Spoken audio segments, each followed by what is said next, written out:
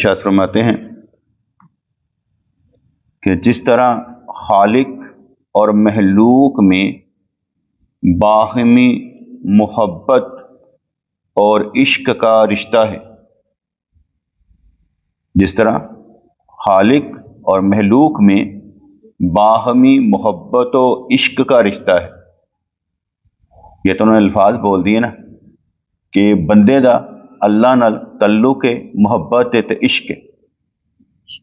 اب دیکھنا پڑتا کہ کیا اللہ تعالیٰ سے ہمیں محبت ہے اور کیا اللہ تبارک و تعالیٰ کو ہم سے محبت ہے. ہم بھی محبت کرتے ہیں. تو کہا گیا جس طرح خالق و مخلوق میں باہمی محبت و عشق کا رشتہ ہے. وہ تو ہمارا الہ ہے، معبود ہے، پروردگار ہے نا. کون؟ اللہ تعالیٰ. اللہ تعالیٰ کے ساتھ ہمارا ایک رشتہ ہے. رشتہ کیا ہے کہ اس نے ہمیں پیدا کیا ہے، بنایا ہے، ہر طرح سے ہمیں نوازا ہے اور ہمیں کام پر لگایا ہے. اگر کام نہ ہو، مشن نہ ہو، ایم نہ ہو تو بندہ مایوس ہو جاتا ہے. اللہ تعالیٰ نے ہمیں ایم بھی دے دیا، مقصد بھی دے دیا کہ تمہارا زندگی کا مقصد ہے میری عبادت کرنا، میری بات ماننا، ہر حکم میرا ماننا، ہر عمل جو قرآن و سنت میں ہے ویسے کرنا. اگر ہمارے پاس ایم نہ ہو، مقصد نہ ہو تو ہم مایوس لوگوں میں سے. اللہ تعالیٰ نے خود ہی مقصد دے دیا، کام یہی ہے بس کہ تم نے دنیا میں مجاہدہ کرنا ہے اور جو میرے حکم کے مطابق چلے گا وہ میرا رشتہ دار ہے. اللہ کا رشتہ دار ہے. رشتہ وہ نہیں جو یہ باہمی محبت اور عشق والا رشتہ، اس میں اللہ تبارک و تعالیٰ بندے سے محبت کرتا ہے اور بندہ اللہ سے محبت کرتا ہے. پرابلم کہاں پر آتی ہے؟ جب کوئی مقصد نہیں ہوتا. جہاں پر مقصد ہے وہاں پر پرابلم نہیں ہے، کیونکہ پھر وہ کہتا ہے ہر غم سہ جائیں گے اللہ کے حکم کے مطابق، کوئی بات نہیں. ہر پریشانی بھی مول لے لیں گے اس کی مرضی کے مطابق، کیونکہ ہماری اپنی کوئی شے ہے ہی نہیں، جذباتی نقطہ نظر ہے ہی نہیں. اس لیے بڑے سوچ کر سنبھل کر، کیونکہ جب کوئی انسان پر پڑتی ہے نا، اگر فرض کرو ایک گھر میں 10 بندے رہتے ہیں، 10 آپس میں رشتہ دار ہیں، جیسے ہی کوئی بات پڑے گی نا سارے اپنے اوپر لے لیں گے کہ یار میری وجہ نہ انج ہو گیا، یا میری وجہ نہ انج ہو گیا، یا میری وجہ نہ انج ہو گیا. وہ لے لیں گے، پھر ساتھ دوسرا کام بھی کریں گے. وہ کیا کہ وہ اندر کھاتے تو اپنے اوپر لیں گے اور باہر کے کھاتے میں دوسروں پہ ڈال دیں گے، تیری وجہ نہ ہویا، تیری وجہ نہ ہویا، تیری وجہ نہ ہویا. حالانکہ ہونا نہ ہونا اللہ کی مرضی. وہ چاہتا ہے تو ہو جاتا ہے، وہ نہیں چاہتا تو نہیں ہوتا. مرضی اسی کی چلتی ہے. لیکن ہمیں ذرا سکون نہیں نہ ملتا، ہمیں سکون نہیں ملتا یا اللہ یہ کیوں. اس لیے ہم نے حکمت عملی اور دنائی سے معاملات کو مینج بھی کرنا ہے، اپنی غلطیوں کو کنفیس بھی کرنا ہے، ماننا بھی ہے اور بہتری کی طرف آنا بھی ہے. یہاں پر جو انہوں نے بات فرمائی کہ جس طرح خالق و مخلوق میں باہمی محبت و عشق کا رشتہ ہے، اللہ کرے ہوئے، اللہ کرے ہوئے، کیونکہ یہ بانڈ، یہ رشتہ سمجھنا ہی تو سب سے بڑی بات ہے. یہ تعلق سمجھنا ہی تو سب سے بڑی بات ہے کہ ہے. یہ سمجھیں گے تو کھیلیں گے نا. جب تک سمجھ نہیں ہے تب تک ہم لڑ رہے ہیں. ہماری لڑائی کسی اور کے ساتھ تو نہیں ہے. کس کے ساتھ ہے؟ اللہ کے ساتھ. ہماری لڑائی کسی کے ساتھ نہیں، اللہ کے ساتھ ہے. نہیں بات سمجھ میں؟ ہم لڑی اللہ کے ساتھ رہے ہیں. جو کرنا چاہتا ہے کہتے ہیں اے نہیں انج کرنی، اے نہیں انج ہونا چاہیے، اے نہیں یا اللہ کی کیتا تو. ہماری ساری لڑائی اگر بندوں کے ساتھ بھی ہو، بندوں کے ساتھ بھی ہو تو دراصل اس کے ساتھ ہے نا. بندے بھی تو اسباب ہیں آزمائش کے، اس لیے ہم بندوں کے ذریعے ہی آزمائے جاتے ہیں.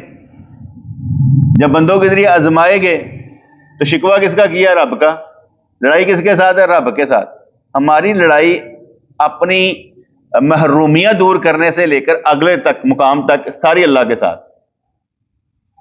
اور اگر مان جائے تو پھر تو مقام رضا پر کھڑے نظر آئیں گے، پھر تو صبر شکر توکل یقین پر کھڑے نظر آئیں گے. اگر مان جائیں تو، نہیں مانتے تو لڑائی ہے نا. اگر ہم مان گے وہ ہمارا مان رکھے گا، ایمان بڑھائے گا، کیونکہ اس کے پاس سب کچھ ہے دینے کے لیے. اور جب ہم پھنسے ہوتے ہیں تب کچھ نہیں سمجھ آتی. جب ہواؤں میں اڑ رہے ہوتے ہیں نا تو پھر سمجھتے کیا بات ہے، کیا منزل ہے میری یار. جب دم کر کے نیچے گرتے ہیں نا پھر کہتے ہیں کچھ بھی نہیں تھا یار، ایویں فضول ہی کتنا ہے، پچھلی ساری زندگی بھول جاتی ہے. جیسے دو آپس میں لڑ پڑے، 50 سال کا سفر آسانی سے طے ہوا ہوتا ہے، ایک لڑائی پر کیا ہوتا ہے، اینے غم پچھوں نظر آنے شروع ہو جاتے ہیں کہ یار پیان تو باہر ہے. لڑائی ایک اور 50 سال رفاقت میں دراڑیں پڑ جاتی، چاہے دوستی کیوں نہ ہو، کچھ نہ کچھ دراڑیں پڑ جاتی. یا فرمایا کہ جس طرح حالق و محلوق میں باہمی محبت و عشق کا رشتہ ہے، وہ کہانی ختم نہیں نہ ہو رہی کہ اگر باہمی محبت و عشق کے پھرتے بندہ ذاکر ہے، پھر تو ذکر کرنے والا ہے، رشتہ سمجھ گیا. رشتہ سمجھنا ہی سب سے بڑی بات ہے. اپنے آپ کو اللہ سے نسبت رکھنا، اپنی نسبت اللہ سے رکھنا، یہی تو کمال ہے. شیطان ہماری نسبت ہی تو قائم نہیں رہنے دیتا. ہمیں اپنے تعلق پر بھروسہ ہی نہیں ہے. اگر ہمیں اپنے تعلق پر بھروسہ ہو، اعتماد ہو جو ہمارے اللہ کے ساتھ ہے، بھروسہ تو بہت بڑی بات ہے. یا بندوں پر بھروسہ کر لیا جائے تو بندہ ابھر جاتا ہے، اللہ پر بھروسہ کر کے بندہ ابھرے نا، یہ کیسے ہو سکتا ہے؟ مشکل ہے. تو فرمایا کہ جس طرح حالق و محلوق میں باہمی محبت و عشق کا رشتہ ہے، اسی طرح کائنات میں آپس میں بہت سے جذب اور عشق ہیں.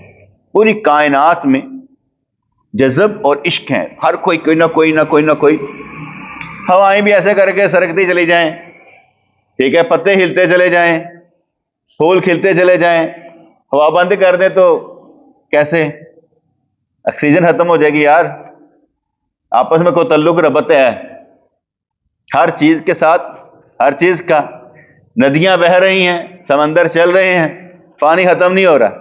اگر پانی ختم ہو جائے تو دنیا ختم ہو جائے گی، نہ کھیتی پیدا ہوگی، نہ آپ بچیں گے، نہ کچھ. ان کا آپس میں ربط ہے، جذب ہے، محبت ہے، آشنائی ہے. ہماری سمجھ میں نہیں آئی ہے لیکن ہے ضرور. سورج نکلتا ہے، ڈوب دیتا ہے، زمین کا کاروبار چلتا ہے. اگر سورج بند کر دیا جائے اندھیرا چھا جائے گا. آپ سارے بلب ایجاد کر کے دیکھ لیں کہ وہ روشنی نہیں ہوگی جو اللہ کی لائٹ سے ہے، وہ نہیں ہوگی.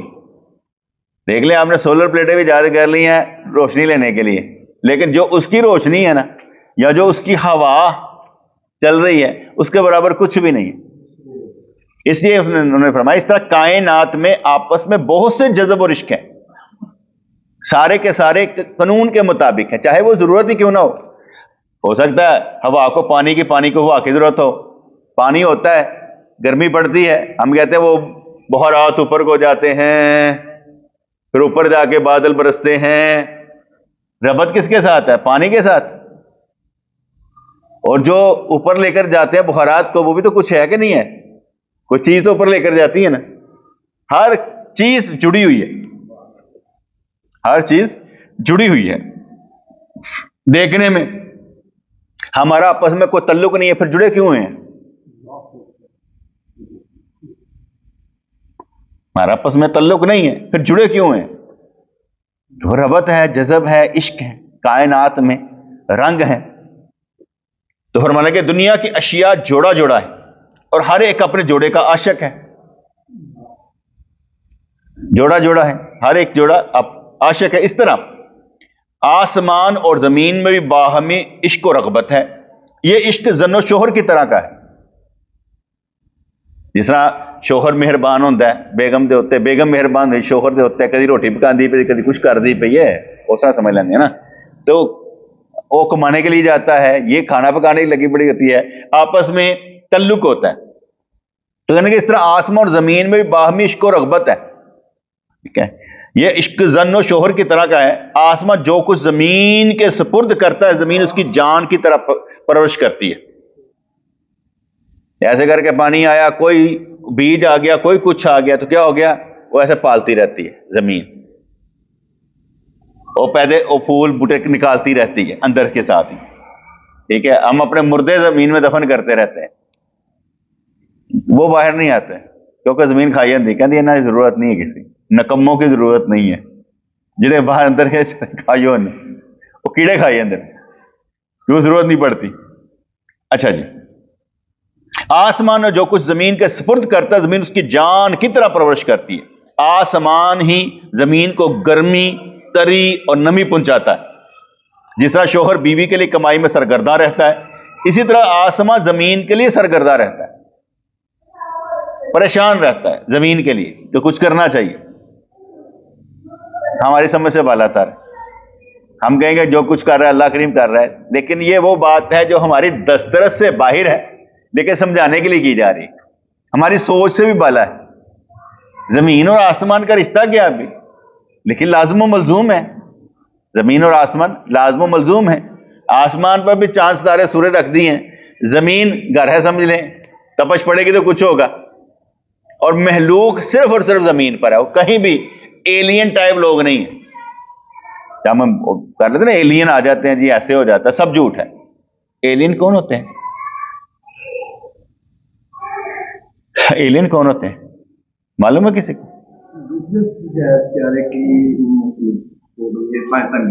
اچھا، کون ہوتے ہیں ایلین؟ ہیں ہوتے ہی نہیں ایلین. یہ سمجھے بیٹے جو اجنبی ہوں، ہم میں سے نہ ہوں، ٹھیک ہے نا، وہ دوسرے سیارے سے ہوں یا کہیں سے بھی ہوں. جیسے ہم کہیں بھوت پریت ہوتا ہے، آپ نے دیکھا نہیں ہے لیکن نام سنا ہے، ہوتا ہے کہ نہیں ہوتا؟ انکار کر سکتے ہیں کہ بھوت پریت ہوتا ہے؟ کیوں نہیں ہوتا ہے کہ نہیں ہوتا؟ ہے نا، دیکھ لیں. لیکن نظر نہیں آتا، وہ بھی تو ایلین ہی ہے نا، دوسرے سیارے سے نہیں، یہیں سے ہے. ہمارے اندر بھی ایک شیطان رہتا ہے جو سب تو زیادہ شرارتی ہوئے گا نا، وہ تو اثر زیادہ ہوئے گا شیطان کا، جہاں دانیال تو زیادہ ہے، مسکرایا زیادہ، ٹھیک ہے نا جی. تو کیا ہے ایلین؟ اب سمجھ آ گئی نا. اجنبی جو دوسرے سیارے سے کوئی محلوق نہیں ہے، دوسرے سیارے پر کوئی محلوق صرف یہیں پر ہے، اور کسی سیارے میں اللہ نے نبی نہیں بھیجا. محلوق ہوگی تو بھیجے گا، صرف اسی کائنات میں زمین میں ہی سب کچھ ہے، یہیں پر سارے معاملات، ٹھیک ہے جی. اس جگہ اس طرح آسمان زمین کے لیے سرگردہ رہتا ہے. یہ زمین آسمان کے وہی کام کرتی ہے جو بیوی شوہر کے لیے کرتی. ساری پیدائشت ہوگی، سارے معاملات. ایک دانے کی کہانی ہے، ایک دانے نے سب کو رولا ڈالا ہوا ہے، کیونکہ ایک دانہ اگر زمین میں پیدا نہ ہو تو کیا ہوگا؟ اناج نہ ہو تو پل نہیں سکتے. ایک دانے کے لیے ہی سارے مزارے اور سارے جگیردار چودھری، ٹھیک ہے، سارے ٹریکٹر، پٹرول اس میں ڈلنے والا، مشینری، ٹھیک ہے، وہ کیا کہتے ہیں، اگر گندم ہے تو پھر چکیاں، ٹھیک ہے، اس کے پاٹ، دیگر چیزیں. وہ ایک دانے نے ساری دنیا گنوائی ہوئی ہے اور کام ہو رہا ہے. اور ایک دانے کی وجہ سے لاکھوں کروڑوں کا کاروبار چلتا ہے. ایک دانے کی وجہ سے کوئی ایسا پاکستان میں گھر ہو صرف کہنا اسے ڈبل روٹی سے گزارا کر دیں، اس سے روٹی کھاندے ہی نہیں. کوئی کہنا روٹی نہیں کھاندے، صرف ڈبل روٹی کھانے. پیزا کھا لینے ہیں ساری زندگی، پیزا کھانے ہیں، اسے کھاندے ہی نہیں ہوتا. روٹی کائنات چلے گی ضرور، روٹی نے وقت پایا ہے، روٹی چلتی پئی. تو فرمایا جس طرح شوہر بیوی کے لیے کمائی میں سرگردہ رہتا ہے، اس طرح آسمان زمین کے لیے سرگردہ رہتا ہے. یہ زمین آسمان کے وہی کام کرتی ہے جو بیوی شوہر کے لیے کرتی ہے. بچہ جانتی ہے اس کو دودھ پلاتی ہے. زمین و آسمان چونکہ ذی حس چیزوں کی طرح عمل کرتے ہیں، ان کو بھی حساس سمجھو. یہ تو سمجھ آ سکتی بات، کیسے حساس سمجھو؟ کہ نبی نے فرمایا کہ جہاں پر تم ذکر کرو گے وہ زمین فخر کرے گی. اینی حساس ہے تاڑے ذکر نو سمجھ دی، محسوس کر دی. آپ جو ذکر کرتے ہیں، ٹھیک ہے، یہی کہا گیا نا کہ جو ذکر کرنے والا ہے وہ زندہ ہے اور جو ذکر نہیں کرتا وہ مردہ ہے. کوئی بات سمجھ میں آئی کہ نہیں آئی؟ اس لیے یہ زمین فخر کرتی ہے جو نماز پڑھ رہا ہے اس پر، جو ذکر کر رہا ہے اس پر، یہ فخر محسوس کرتی پانی. ٹھیک ہے نا جی، وہ لے کے آ رہا ہے پانی. ٹھیک ہے جی. اچھا جی، زمین اور آسمان چونکہ ذی حس چیزوں کی طرح عمل کرتے ہیں ان کو بھی حساس سمجھو.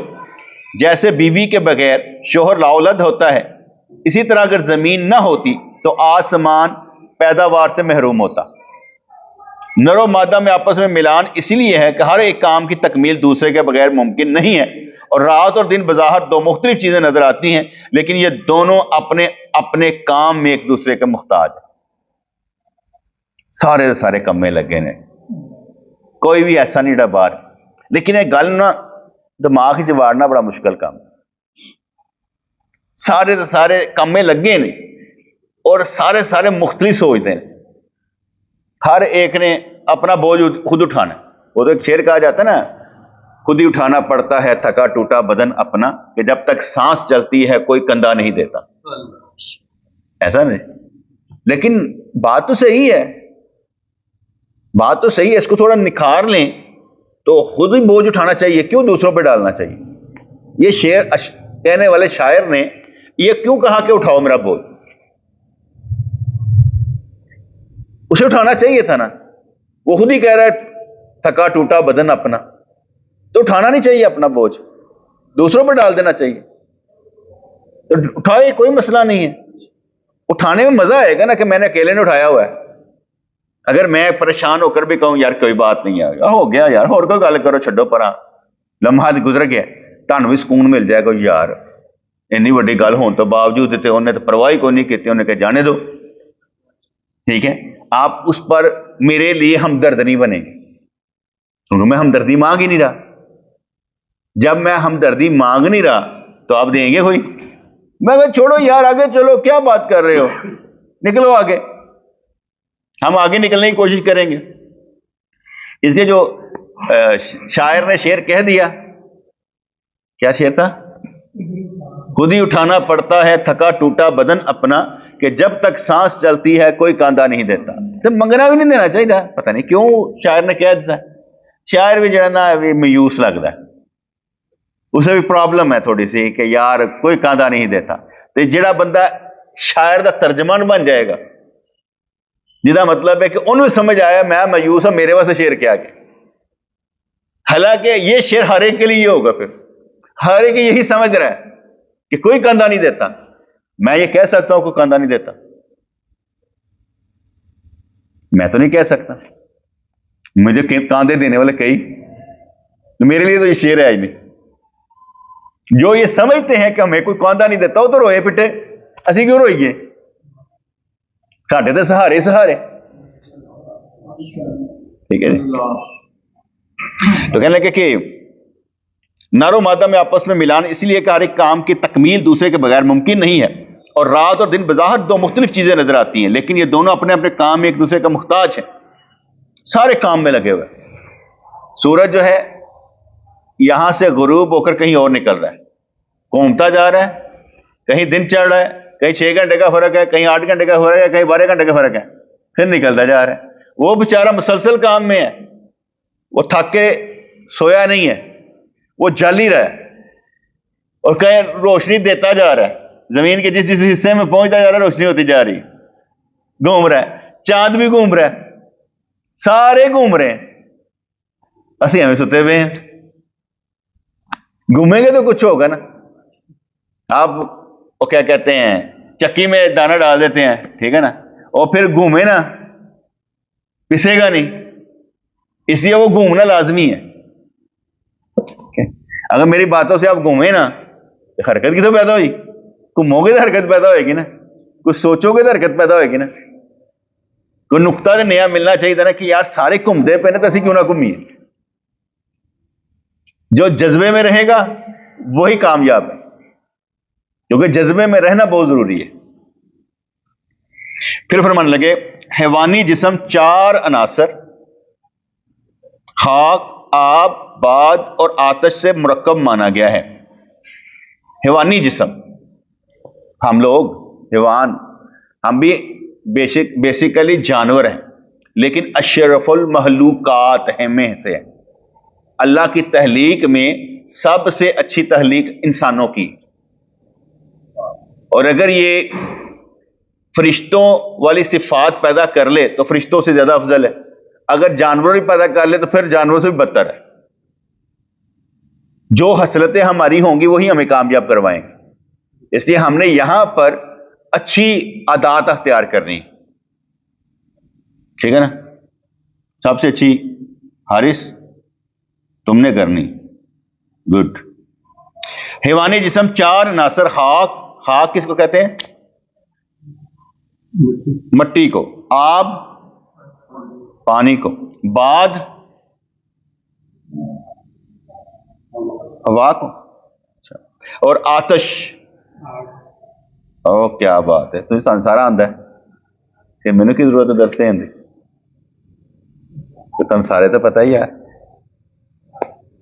فرمانے لگے کہ یہ جو حیوانی جسم ہے یہ چار عناصر، یہ اندر جو کرنٹ ہے نا وہ چار عناصر ہے، یعنی مٹی ہے، لازمی بات ہے، یہ پانی اس میں موجود ہے، مٹی اور پانی، پھر تیسری بات ہوا، اور پھر آتش سے مرکب مانا گیا ہے، ایدا مجموعہ ہے حیوانی جسم جڑا اسی بنیا نا ساڑا جسم، خاک وچ بنیا، مٹی پائی گئی، مٹی تو بعد پانی پایا گیا، پھر ہوا آئی، پھر اگ پختہ کیتا گیا، تو پھر انسانی شکل، وہ جو باب آدم علیہ السلام کی تخلیق ہو گئی، ٹھیک ہے جی؟ کن چیزوں کا مرکب ہے؟ چار، کون کون سی؟ مٹی، ہوا، پانی اور آگ، مٹی، پانی، ہوا اور آگ، ٹھیک ہے؟ ان عناصر میں سے ہر ایک کا کرہ ہے جو ان کا مخزن ہے، آگے جا کے سمجھانا، ٹھیک ہے نا؟ یعنی جیسے ہم کہتے ہیں ایسے کر کے گول دائرہ ایک سیارہ، ٹھیک ہے؟ ان عناصر میں ہر ایک کا کرہ ہے جو ان کا مخزن ہے، اس کا خزانہ، ایک سوئی بنیاد ہے، ٹھیک ہے نہیں؟ اس لیے جو جس چیز کا غلبہ ہوگا نا، جس پر فرض کریں آپ کے اس حیوانی جسم پر خاک کا غلبہ ہے تو آپ کے اندر عاجزی ہوگی، ٹھیک ہے؟ اگر آگ کا غلبہ ہے تو آپ آتشی ہوں گے، غصے والے، آگ، جتھے بیٹھو گے اگ لاؤ گے، کیونکہ آگ کا غلبہ ہے۔ اگر پانی کا غلبہ ہے تو کہا جاتا ہے جیسے پانی بہا کے لے جاتا ہے نا، تسی بہا کے لائیو۔ ہوا کا غلبہ ہے تو اڑا کے رکھ دیو گے۔ مین اس میں زیادہ تر کام خاک کا ہے، خاک نیچے کو آئے گی، خاک عاجزی اختیار کرے گی، باقی عناصر کو ذرا مینٹین کرنا پڑے گا۔ تو کیا سمجھ آ گئی؟ بنیاد چار ہیں، لیکن مخزن جو ہے نا ان کو سمجھنا پڑے گا کہ جو یہ بنیاد ہے نا، مٹی اس میں زیادہ اہمیت رکھتی ہے، ٹھیک ہے؟ تو انسان کے جسم کے چاروں عناصر ہر وقت اپنے کرہ کی طرف لوٹنا چاہتے ہیں، ٹھیک ہے؟ ان عناصر کے متفرق ہو جانے کا نام موت ہے۔ جڑے نے تو چل دے پے ہو، جدو نکل گئے ڈرم تو تھلے ڈگ پاؤ گے، تاڑے سے پانی ختم ہو جائے، تاڑے سے کچھ نہیں رہے گا۔ میرا چھوٹا بھائی تو بیمار ہوا نا تو اس کا پانی نکل گیا، اس کی آنکھیں کھلی ہوئی ہیں، اس کا پہانہ نکل رہا ہے، اسے کچھ نہیں پتا، تو کہ ختم ہو گیا، پانی نکل رہا ہے، بس سارا پانی جسم کا ختم تھا، اس کی آنکھیں کھلی کی کھلی ہیں، ٹھیک ہے؟ بہانہ نکل رہا ہے، اسے کوئی ہوش نہیں ہے، چپ کر کے پڑا ہو، یہ گال اندر چلے جاتے ہیں، ڈیلے اندر وڑ جاتے ہیں، پانی ختم۔ اس لیے جب متفرق ہو جاتے ہیں، وہ چیزیں نکل جائیں تو پھر کیا ہو جائے گا؟ موت۔ جب تک وہ چیزیں موجود ہیں انسان کھیل رہا ہے، بیلنس لائف گزارتا چلا جا رہا ہے۔ کرہ حاکی انسان کے حاکی حصے کو اپنی طرف آ جانے کی دعوت دیتا ہے، تو وہ کہتا ہے کہ میں اگرچہ مرکز سے جدا ہوں اور یہ میرے لیے تکلیف دہ ہے، لیکن میں ابھی اسی جسم کا پابند ہوں۔ یہ سارے نکل بھی جائیں تو خاک جو ہے نا وہ وہیں پہ وہیں رہے گی، کیونکہ جسم اور روح، یہ خاک جو ہے نا یہ تب تک اس کے ساتھ ہے جب تک روح اس کے ساتھ ہے۔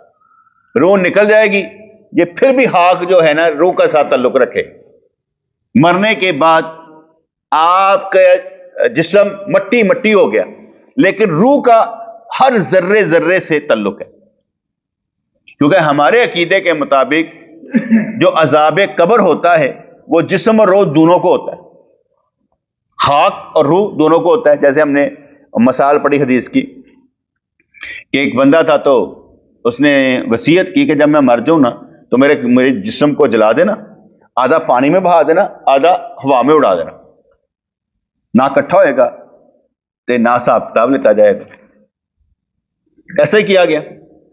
جب ایسا کیا گیا تو اللہ تعالیٰ نے حکم دیا، سارا کچھ باہر آ کے اکٹھا ہو گیا۔ پوچھا کہ ہاں بھائی یہ کیوں کیتا سی؟ یار ڈر بڑا لگتا ہے۔ حدیث پاک کے مطابق جہاں تک مجھے یاد ہے اللہ نے اسے معاف کر دیا۔ ٹھیک ہے، یہ بنی اسرائیل کے واقعوں میں واقعہ ہے۔ ٹھیک ہے، اب جو میں نے مثال سمجھائی اس کا مطلب یہ ہے کہ خاک اور جسم کا ایک تعلق ہے، آپ جہاں مرضی چلے جائیں لیکن آپ کے جسم کے ذرے ذرے کو عذاب ضرور ہوگا۔ روح اور جسم دونوں کو ہی عذاب ہوتا ہے۔ جیسے ابھی آپ کو سوئی چبھائی جائے تو جسم کو درد ہوتی ہے کہ روح کو تکلیف ہوتی ہے؟ دونوں کو ہوتی ہے۔ روح ہی تو احساس ہے، روح نکل جائے تو احساس کہاں رہے گا؟ روح ہمیشہ رہتی ہے، روح کہیں نہیں جاتی، مرنے کے بعد بھی روح ساتھ ہی رہتی ہے۔ اور آگے میں نے بتایا تھا دو روحوں کی قسمیں ہیں، ایک آپ سو جائے تو نکل جاتی ہے، لیکن ایک سانس لے رہے ہیں، آپ پتہ لگ رہا ہے سانس لے رہے ہیں، لیکن جس وقت آپ مر جاتے ہیں سانس والی نکل جاتی ہے، دوسری وہیں ہوتی ہے، وہ کہیں نہیں جاتی۔ حتیٰ کہ جب آپ کو قبر میں دفن کر دیا جاتا ہے نا تو وہ روح جو ہوتی ہے اس کی ڈیوٹی لگ جاتی ہے تو اتھے رہتا ہے، ایسے نال ہی رہے۔ اب ہمیں عقل ہی چاہ سکتی گا کہ یار کس طرح ہوتا ہوئے گا؟ اس لیے عقل میں نہیں آ سکتی بیٹے کہ جس قبر میں آپ ڈالے گے اور آپ نے سوالوں کے جواب دے دیے تو قبر کشادہ ہو جاتی ہے نا۔ حدیث پاک کہتے ہیں 70 گز قبر کشادہ ہو جاتی ہے چاروں طرف سے۔ جب قبر کشادہ ہو گئی تو کس طرح پتہ لگا قبر کشادہ ہوئے گی؟ ایمان ہے نا۔ اس طرح یہ بھی ایمان ہے کہ جسم اور روح دونوں کو ہی عذاب ہے۔ یہاں پر ہم نے دفن ڈالا، جگہ نہیں ملتی ویسی قبر واسطے، لیکن ڈال دیا مردے کو، مردے نے سوالوں کے جواب دے دیے، اس کے پورے قبرستان سے جگہ بڑھ گئی۔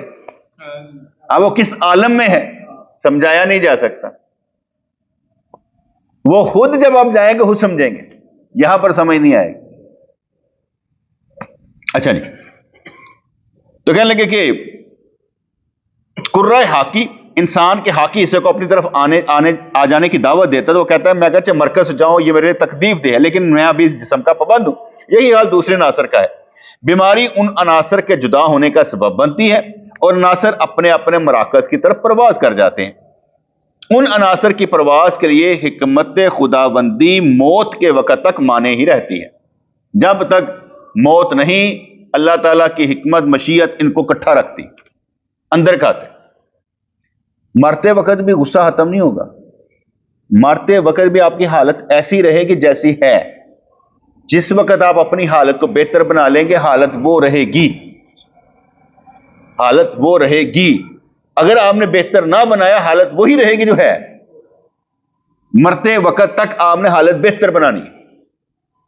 حتیٰ کہ میں نے آگے بتایا نا کہ جو انہوں نے کہا نا کہ جس طرح حال کو محلوق میں باہمی محبت و عشق کا رشتہ ہے، یہ رشتہ قائم کرنا اللہ تعالیٰ سے محبت کا رشتہ، کیونکہ اپنے لیے تو بندہ کوئی نہیں کرنا، یا اللہ کیا بات ہے یار، کیا معاملہ، جو کرے ٹھیک ہے، لیکن جب اپنے بچوں کی طرف دیکھتا نا کہتے یا اللہ انہوں نہ کری گو، یہ بھی تو نہیں ہے، کیا کرے؟ جن کو ہم دیکھ دیکھ کر جیتے ہیں نا ان کو تکلیف آئے جائے ہم بھی مر جاتے ہیں نا، یہ پرابلم ہے، کیا کرے؟ یہ جو رشتے ہیں نا یہ بھی تباہ برباد کر دیتے ہیں، رہ نہیں سکتے ہم ان کے پر۔ اللہ نے قیامت کے وقت کا علم اپنے لیے محسوس فرما دیا ہے۔ جب تمام عناصر اپنے مراکز کی رفاقت چاہتے ہیں اور اپنی اصل کے لیے بے چین ہیں تو روح جو کہ حساس بھی ہے اپنی اصل سے علیحدہ رہنے میں کس قدر بے چین ہوگی۔ اللہ تعالیٰ روح کا خالق ہے نا، فَنَفَخْتُ فِيهِ مِن روحی کہ بابا آدم علیہ السلام میں روح پھونک دی گئی، بس وہ روح پھونکی جو گئی ہوئی ہے نا، وہ اپنی اصل کی طرف پریشان ہے. پھونکی کس نے؟ اللہ نے. اب وہ روح کی سمجھ تو نہیں نا ہے کیا؟ پھونکی اللہ نے ہے. اس روح سے ہی ساری یہ روحیں ہیں عالم رواح کی. ایک ہی آدم کے پشت پر ہاتھ رکھا تو ساری روحیں باہر نکل آئی تھی نا، اسی میں سے ساری جو قیامت تک آنے ساری باہر نکل آئی تھی. وہی روحیں ہیں کہ جس پر نور کا چھینٹا پڑ گیا وہ جنتی ہو گیا، باقی پر نہیں. جس کا مطلب یہ ہوا احادیث کے مطابق وہ روح پریشان ہے اپنی اصل سے. اصل کون ہے؟ اللہ. روح کا اصل کون ہے؟ یہ پریشان ہے. آپ اس کی پریشانی دور کر دیں، آپ سے بڑی راضی رہے گی.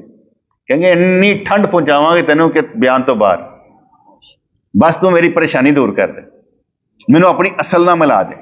اتنا ذکر کما کے میں اپنی اصل وال واپس چلی جاؤں. میں اپنی اصل وال واپس جانا چاہتی. تینوں اپنی دنیا کی تکلیف ہے تو مینوں اپنی تکلیف ہے. ہمارے اندر ہی جذبات ہے نا، اگر جذبات ختم کر دیے جائیں تو پھر کیا ہوگا؟ بندہ اصل کی طرف جائے گا. کیا بات ہے، انت مقصودی و رضا کا مطلوبی. اب جذبات ختم، شریعت ٹھیک ہے. اچھا جی، جب تمام عناصر اپنے مراکز کی رفاقت چاہتے ہیں اور اپنی اصل کے لیے بے چین ہے، تو روح جو کہ حساس بھی ہے اور اپنی اصل سے علیحدہ رہنے میں کس قدر بے چین ہوگی. روح اجزائے عنصری سے کہتی رہتی ہے کہ میں عرشی ہوں اور تم فرشی ہو. مجھے اپنے مرکز سے جدا رہنا بہت ناگوار ہے، کیونکہ جسم فرشی اجزاء سے بنا ہے، تو آگ، پانی، ہوا اور خاک. کیونکہ جسم فرشی اجزاء سے بنا ہے، اس لیے اس کا میلان فرشی چیزوں کی طرف ہوتا ہے، دنیا کی چیزاں والے پاس. یہ تعلق عرش دے نال ہے. جس دن تجلی پی گئی نا تاڈے ساڈیاں تے، عرشی فرشی سارے برابر ہو جانے. ایک تجلی نے تانوں اتنا روشن کر دینا تانوں سمجھ نہیں آنی. جس تجلی نال پہاڑ سرمے بن جان، ٹھیک ہے نا. اگر وہ تجلی قرآن دے پڑھن دے نال آئیے تو اللہ تعالیٰ فرماندا ہے کہ کیا کہتے ہیں، اگر یہ قرآن پہاڑ پر نازل ہوتا تو اسے ریزہ ریزہ کر دیتا. اگر اس طرح پڑھ دے تب بھی. اس لیے کمال اسی میں ہے کہ ذرا ایک تجلی پڑھنے انتظار ہی بیٹھے ہیں. اصل میں اس کی ڈیفینیشن کرنا جو کر رہے ہیں نا بڑا مشکل کام ہے. میں تو ذرا موٹے موٹے لفظ سمجھا رہے ہیں، کیونکہ یہ نا یہ کہانیاں سننا آسان ہے، اے سمجھانا بہت اوکھا کام ہے. اینی سمجھ نہیں، اینی آسانی نہ نہیں آتی. اس لیے فرمانے لگے روح انسان کی اصل روح اعظم ہے، لہذا روح کا ملان ابدی زندگی اور حی و قیوم کی طرف ہے، جیسے میں نے پہلے سے سمجھایا. اور جسم کا ملان صرف کھانے پینے کی طرف ہے. جس طرح روح شرف کی طرف مائل ہے، اس طرح شرف بھی روح کی طرف مائل ہے. اگر روح اللہ کی طرف مائل ہے تو اللہ بھی روح کی طرف مائل ہے. جیسے پہلے کہہ رہا تھا جس طرح حال کو محلوق میں باہمی محبت عشق کا رشتہ، یہ وہ ہے. ٹھیک ہے. قرآن پاک میں مومنوں کے بارے میں کہا گیا ہے یحبہم و یحبونہ، یعنی خدا ان سے محبت کر رہا ہے، وہ خدا سے محبت کرتے ہیں. معلوم ہوا کہ جس طرح روح اعظم کی طرف مائل ہے، اس طرح روح اعظم بھی روح کی طرف مائل ہے. اگر میں اس روح اور روح اعظم کے اتحاد کی بات کروں گا تو یہ گلاں بڑیاں لمبیاں ہو جائیں گی، یہ مصنوعی بہت ذہیم ہو جائے گی. خلاصہ یہ ہے کہ ہر معشوق اپنے عاشق کا عاشق ہوتا ہے. ہر معشوق اپنے عاشق کا عاشق ہوتا ہے. جیسے میں کہا نہیں کرتا او یار پیر مرید دا مرید ہوتا ہے. پیر مرید کا مرید ہوتا ہے. اگر مرید پیر نہیں ہو سکتا، مرید اپنے پیر دا پیر نہیں ہو سکتا، لیکن پیر اپنے مرید کا مرید ہوتا ہے. یعنی وہی اس کے اندر ارادے پھونک رہا ہوتا ہے، وہی اس کو آگے بڑھا رہا ہوتا ہے. اگر وہ نہ چاہے تو وہ آگے بڑھ نہیں سکتا. ہمارے پیر مجھے مایا کرتے تھے اگر پیر فیض دینا چاہے، مرید لینا نہ چاہے تو کیا ہوگا؟ ٹھیک ہے. اگر مرید لینا چاہے، پیر دینا نہ چاہے تو کیا ہوگا؟ لینے والا لینا چاہے اور دینے والا دینا جائے تب کام بنے گا. جب تک دونوں لینے دینے والے نہیں ہوں گے تب تک کچھ نہیں ہوگا. ٹھیک ہے جی. اس لیے انہوں نے کہا کہ خلاصہ یہ ہے کہ ہر مشوق اپنے عاشق کا عاشق ہوتا ہے, جبکہ عشق طرفین میں ہوتا ہے. طرفین کیا ہوتا ہے؟ دونوں طرف. جڑی ہے نا کہتے ہیں نا عشق یک طرفہ کدی نہیں ہوتا. تسی اگر کہو گے نا مینوں رب نال ہے تے رب نوں بھی تہاڈے نال ہوئے گا. یک طرفہ کدی نہیں ہوتا. میں کر رہا وہ کردا نہیں پیا, یہ کدی نہیں ہوتا. محبت کبھی یک طرفہ نہیں ہوتی, یہ دو طرفہ ہوتی ہے. یک طرفہ ہوتا پھر تو اگلا جواب ہی نہیں آنا. محبت کدی ہوئی؟ پھر تو مراسیاں والی گل ہوئی نا. کہندا چودھری دے گھر رشتہ گھل دیتا ہے. کہندا پھر کہندا میں تے راضی ہوں, چودھریاں دی مرضی. ویسے لطیفہ سنایا آپ کو. اگر آپ کا تعلق اللہ سے تو یہ نہیں ہو سکتا اللہ کا آپ کی طرف نہ ہو. آپ کا ملان ہوگا تو اس کا ہے, ادھر سے ہے. ہماری مسئلہ ہے, توجہ کا ہمارا پرابلم ہے. جبکہ عشق طرفین میں ہوتا ہے تو عاشق کا عشق مشوق کے چکر کٹواتا ہے, اور مشوق کا عشق اس میں حسن کا اضافہ کرتا ہے. مشوق کا عشق اس کے رخساروں کو گلنار بناتا ہے, اور عاشق کا عشق اسے جلاتا ہے. کوہربا میں بھی عشق ہے لیکن بے نیازی کے ساتھ, لہذا وہ اپنی جگہ پر قائم رہتی ہے. تنکے میں بھی عشق ہے جو اس کوہربا کی طرف کھینچ لاتا ہے. بس ایویں موٹیاں موٹیاں گلاں نے پا جی, میری سمجھ تو بالا تر. عاشق نوں کدا پتا میں عشق کردا پیا, وہ تے اگلے کہندے تو عاشق ہے. عاشق اپنے آپ نوں کدی عاشق نہیں کہندا. نیکی کرنے والا کدی اپنے آپ نوں نیک نہیں کہندا. کہندا کروائی جاندی پئی, میرا تو کچھ بھی نہیں. اس لیے اللہ کریم فرماتا ہے تو رحمت للعالمین. محبوب نے تو کبھی نہیں کہا میں رحمت للعالمین. اللہ نے فرمایا کہ تو رحمت للعالمین ہے, کیونکہ اللہ نے فرمایا تو ہمیں سمجھ آیا. اس نے جو لقب دیا وہ کہتے ہیں قرآن کا حصہ, تو وہ جو رحمت للعالمین ہے, ٹھیک ہے, تو مشوق نہیں فرمایا تو ہے. عاشق نے تو نہیں کہا کہ میں یہ ہوں میں وہ ہوں. اسی نے کہا مزمل ہے مدثر ہے. اپنی طرف سے تو عاشق کہتا ہی نہیں میں کچھ ہوں. آپ تو فرماتے ہیں افلا کون عبدا شکورا, کیا میں اللہ کا شکر گزار بندہ نہ بنوں, میں تو سجدے کروں گا. ان کا دعویٰ بندگی کرنے کا, لیکن پھر بھی کہتے ہیں لا اقصا ثناء علیک انت کما اثنیت علی نفسک, کہ اللہ میں تیری تعریف نہیں کر سکتا جی خود تو آپ کر سکتا. جو تو کر سکنا تو ہے, میں کھ نہیں کہ میں کر سکنا. ایسے ہمارے عاشق دا دعویٰ نہیں میں عاشق ہاں. وہ اگلے کہندے نے تو عاشق ہیں, اور یار محبت یہ کسی چیز کی ضرورت نہیں. جس طرح حضور نے فرمایا نا اللہ کا اتنا ذکر کرو کہ لوگ کہیں پاگل ہے دیوانہ ہے مجنوں ہے. جدو تم لوکی کہن لگ پے نا ساڈے چوں نہیں, جیسا مینوں بھی کئی دفعہ کہندے تسی ساڈے چوں نہیں, اور نہیں سائیں جی تہاڈی ہور گل ہے. میں کہنا یار میں ترلے منتاں لینا میں تہاڈے چوں ہی ہاں. تسی کہندے نہیں سائیں تسی ساڈے چوں نہیں. دیکھو تسی مینوں آپے سے کڈ دیندے, تسی مینوں نہیں ڈاکدے. تسی کہندے تسی ہور ہو اسی ہور ہاں. میں تے کہہ رہا میں تہاڈے چوں, لیکن تسی مانتے نہیں پے. تسی کہندے تسی خاص ہو. تہاڈی مرضی پا جی, میں تے تہاڈے چوں ہی سمجھدا اپنے آپ. میں بھی وہی رحمتاں دا حقدار ہاں, میں بھی وہی محبت دا حقدار ہاں, میں بھی وہی طلب دا حقدار ہاں. تسی بھی ہو, لین ہی سارے لگے ہیں. نمازاں پڑھنے میں بھی برابر تسی بھی برابر. اے تے نہیں کہ نہیں میرے تے فرد نے تہاڈے تے نہیں, دوویں برابر.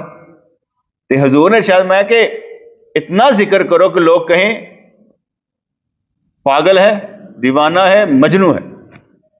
اتنا ذکر کرو لوگ کہیں کہ ساڈے چوں نہیں ہے گا, اے ہو رہے.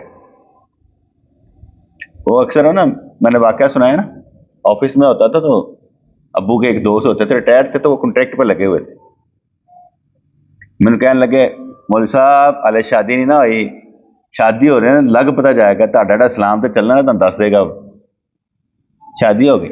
میں چودھری صاحب شادی ہو گئی ہے, اے ہلے بچہ پیدا ہو لین دے, لگ پتہ جائے گا. بچہ پیدا ہو گیا. میں کہا چودھری صاحب بچہ پیدا ہو گیا ہے. کہندا اسکول جان شروع کر دے, جدو گوئنگ ٹو اسکول لگ پتہ جائے گا. میں کہا حضرت بچے سکول جان لگ پے نے، کہتے یار مینوں معاف کر دے، تیری مہربانی، میں تیرے نال تو نہیں بن سکتا. انہیں پہلے کتنے سال لگے نا، اس نے دیکھا پہلے کہ داڑھی رکھی ہے، دستار بنی ہے، چلتا پیا دین دے اتنے. انہوں نے کہا پتہ لگ جاتا ہے جی تو تینوں شادی ہوئے گی. میں کہ شادی ہو گئی، لگ پتا جائے کہ بچے ہون گے. لازمی گل سال 2 سال لگے ہی ہون گے نا، تو بچے ہو گئے. جو بچے ہو گئے کہ لگ جائے پتا ہے سکول جائیں گے. ہوں 5 سال بعد بچے نے سکول جانا ہے، 4 سال بعد. ہوں وہ سکول چلے گئے نے، ہوں وہ معافی مانگتا پہ نہیں یار میں تیرے نال دا نہیں گا. حالانکہ انہوں کہنا چاہیے سی یار تو جس رستے تے میں اس رستے تے چلنا چاہتا. پھر مینوں کہنا یار نہیں ٹھیک ہے یار تو بہت اچھا کیتا، تو مثال بنے، تو میں جو تینوں کیا تو غلط ثابت کیتا. ٹھیک سی میں فرض کرنا میں تیرے بارے چ غلط نظریہ رکھدا، میں کہنا یار اے بچہ ہے ہی نہیں اچھا. انہیں ثابت کرنا ہے کہ تسی میں جو کیا نا نہیں اچھا میں اچھا ہے. ثابت انہیں کرنا ہے، ثابت دانیال نے کرنا ہے کہ نانا ابو کہہ رہے ہیں دانیال تو ہے ہی پیڑا، لیکن دانیال کہے میں اچھا بن کے دکھاواں گا نانا ابو تہاڈے جڑے لفظ نے نا میں غلط ثابت کردا، میں ثابت کراں گا میں اچھا بچہ. میری بات سمجھے نا؟ اگر پیر کہہ بھی دے اور تو ہے ہی چول تو تم دل توڑ کے نکل جاؤ کہ میں تو ہے ہی چول ہاں، میں تو انہوں نے کیا نہیں یار تو ثابت کرو نہیں چول، تو عجیب آدمی ہو، تو نکل گئے ہو، جدا مطلب ہے کہ تسی باقی چول ہو.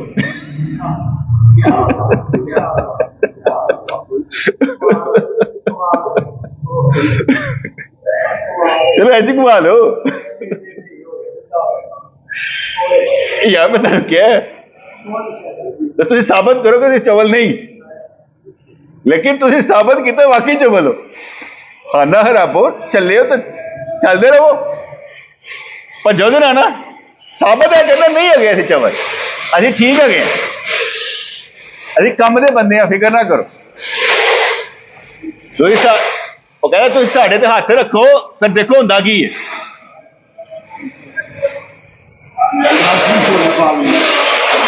مجھے کوئی سمجھ نہیں آئی، شور بڑا تھا کیا کہا ہے؟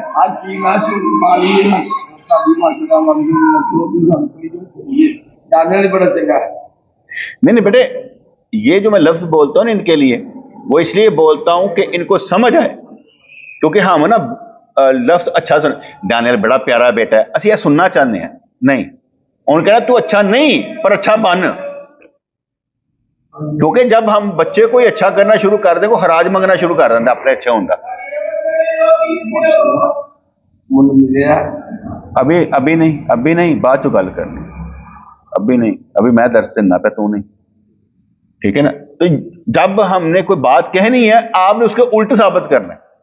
فرض کرو مجھے میرے پیر مرشد کچھ کہے تو ہے ہی آئندہ تو میں ناراض نہیں ہوں گا، میں کہ میں ثابت کرنا میں آئندہ نہیں، کیونکہ انہوں نے میرے ایک چیز دسی ہے کہ تو غلط ہے تو میں ان صحیح کرنا ہے کہ یار میں نہیں غلط ہے گا، میں ثابت کراں گا.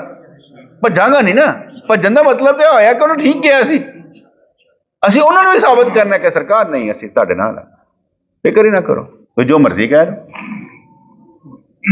فرض کرو تسی میرے سمجھتے یار قابل نہیں، ٹھیک ہے میں قابل بننے کی کوشش کراں گا، میں بھجاں گا تو نہیں نا، میں کام کردا ہی پیا نا، میں بھاگا تو نہیں نا، مستقل لگا نا مزدوری دے اوتے. تسی اس چیز دے اوتے آؤ کہ اگر میں جو بیان کر رہا ہوں جو میں آپ کو سمجھا چکا ہوں آپ کہیں پر ایسی باتیں سنی ہے تو مجھے بتائیں. جس چیز پر ہم ایج لیتے ہیں نا وہ یہ ہوتا ہے کہ ہماری باتیں، ہمارے قاعدے اہل سنت، ہمارے معاملات اگر کوئی اور اس طرح بیان کرتا ہے وقت ضائع کیا بغیر وہ مجھے بتائیں. جس آسانی سے ہم ان بچوں کو بتا رہے ہیں روزہ رکھنا کیسے ہے، روزہ ٹوٹتا کیسے ہے، جتنا آسانی سے ہم بتا رہے ہیں کوئی دوسرا بتاتا ہو تو بتائیں. ہم بتا رہے ہیں تاکہ ان بچوں کی اندر داخل ہو جائے.